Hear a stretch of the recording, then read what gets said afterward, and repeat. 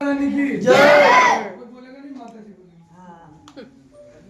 यहाँ पे राधा रानी बरसाना और यहाँ है कृष्ण।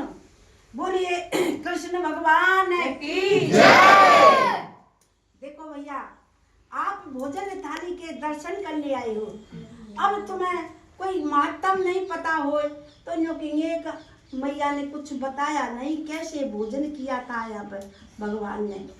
तो इसलिए देखो, एक बड़ी थाली बलराम की, आप पीछे देख लीजिए फिर, और ये छोटी थाली कृष्ण की। हाँ, बाद में एक एक करके दर्शन करवा दूंगी बाद में। और ये बड़ा कटोरा बलराम का, छोटा कटोरा है कृष्ण का।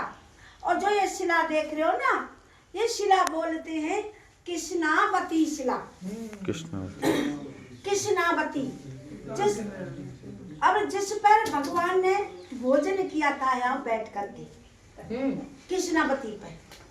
अब ये कृष्णावती कौन थी जिसने भगवान ने भोजन किया था, उद्धार मांगा था भगवान से। एक कुमलास राजा थे, अयोध्या के रहने वाले, राम के वंश में। तो उनके कोई संतान नहीं थी। उनने घोर तपस्या की, तब एक कन्या पैदा हुई राजा के। उस राजा का नाम मतलब कन्या का नाम रखा राजा ने कृष्णावती, अपनी बेटी का नाम कृष्णावती। अब जैसे कृष्णावती बड़ी हुई तो राजा को चिंता लग गई।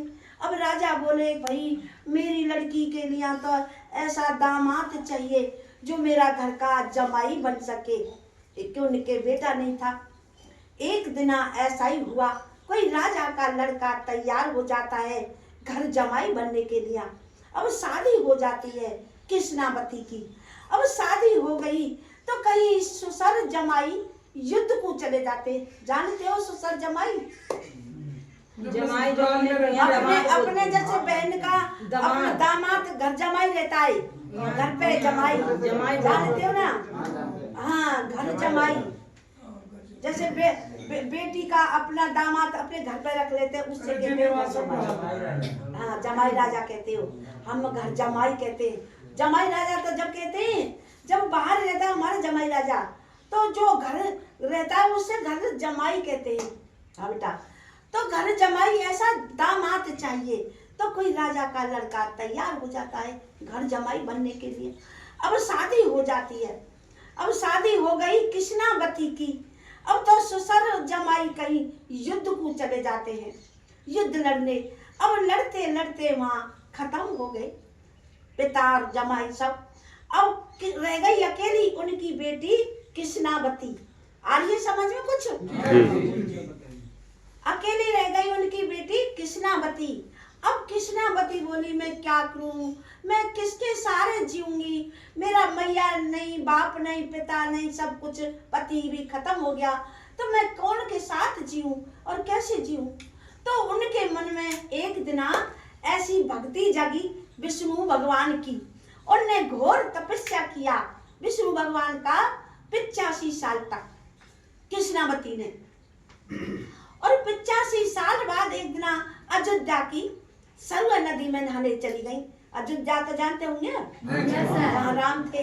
हाँ, जैसा हम लोग वहीं से हैं। बेटा बोलते रहना तो सर्दी सर्दी रहती होगी मन में। तो अयोध्या की सरयू नदी में नहाने चली गई। अब जैसे ही नहा के निकली हैं तो साक्षात भगवान ने दर्शन दिया है।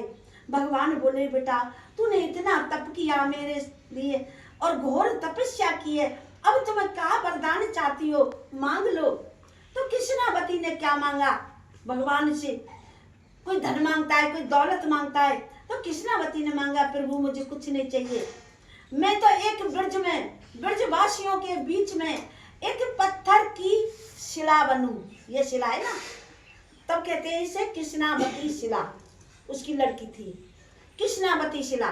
तो मैं एक शिला बनूं और आप आकर के ग्वाल वालन के साथ में मुझ पर बैठ करके भोजन करोगे, आपकी झूठन गिरेगी तो मेरा उद्धार हो जाएगा। ये कृष्णावती ने मांगा था। अब कृष्णावती माता की जय। इसलिए यहाँ अब तुमको पूरी कहानी 1 घंटा लगेगा भैया यहाँ कथा में, शॉर्टकट में ही बता देती हूँ ना। तो कृष्ण भगवान नंदगांव बरसाना से गैया चराने के लिए आते थे। तब यहाँ कृष्ण भगवान ने ग्वाल बालन के साथ में भोजन किया था। तब ते ये भोजन थाली है, यहाँ बैठ करके कृष्णावती का उद्धार किया था भोजन करके। बोलिए कृष्ण भगवान की अब जय। थाली स्थान की मैं जय। तेरे ऊपर भोजन करूंगा। हम लोग को कथा सुना रही हैं। हाँ। जय। मैं तेरे ऊपर भोजन करूंगा तो ये सब दुनिया जानेगी, भोजन थाली के नाम से प्रसिद्ध हो जाओगी, सब दर्शन करने आएंगे। तो इसलिए यहाँ लोग आते हैं दर्शन के लिए, जैसे अपना बहन का बेटी का सम्मान करते हैं, जैसे कृष्णा ने सम्मान किया भोजन करके यहाँ, तो ऐसे ही लोग सम्मान करके जाते हैं। इसलिए बोलिए कृष्ण भगवान की जय।